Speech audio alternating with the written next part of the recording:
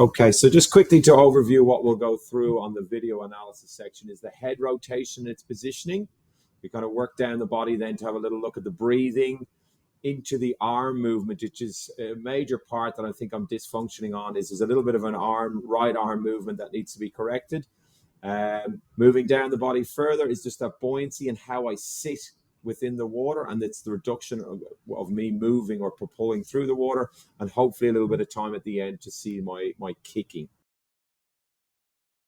Okay, so as we said, we're now going to have a little look at the head positioning and this over rotation that's definitely happening.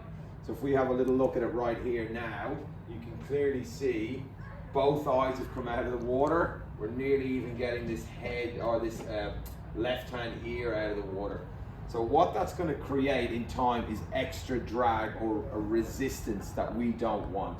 I have to make sure that that head literally rotates to one goggle at maximum, okay, and then gets back in the water. The other issue that you'll have, as you can play on the video, is the head doesn't sit perfectly straight there. It needs to go back in the water. It's still quite upright. Again, getting more resistance coming in this direction here. So that would be one of the main fixes I would start off with in our training exercises.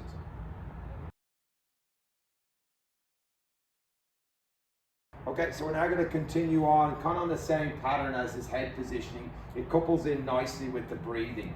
And if we hold it right there, again, we've spoken earlier about the head, both eyes coming out of the water. I'm only actually breathing on one side. I really need to start to work to get that breathing every third stroke, which means I alternate between left and right for a few reasons. One of the main ones being a repetitive strain injury if I'm constantly turning to that right side, or more commonly, if I'm in an open water swim, I actually can't have a look at where the beach line is or how far out to sea I am. So it's actually quite a safety risk.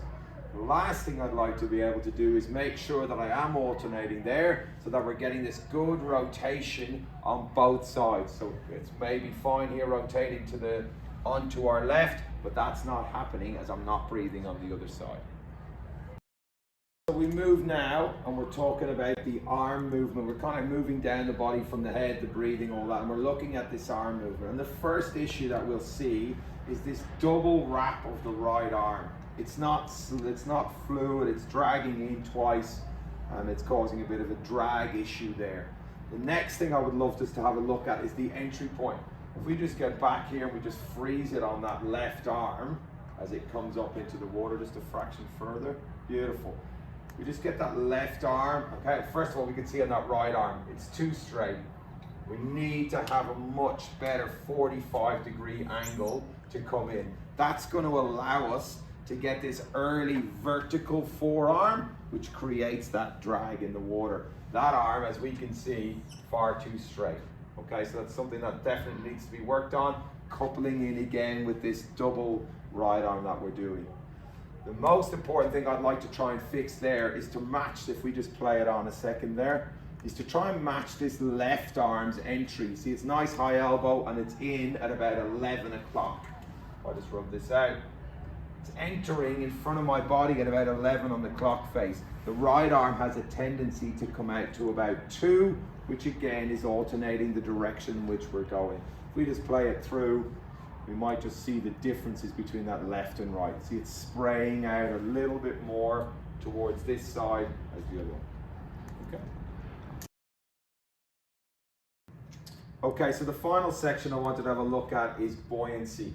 So really meaning the optimal position at which I can sit in the water to allow propulsion to go forward and how high I sit within that water. If we just freeze it there, we can see that this is sitting far too far into the water. Yeah, I'm putting a lot of this down to this one-sided rotation that I'm doing within my swimming action, but also the incorrect use of the legs within the swimming that we have seen earlier.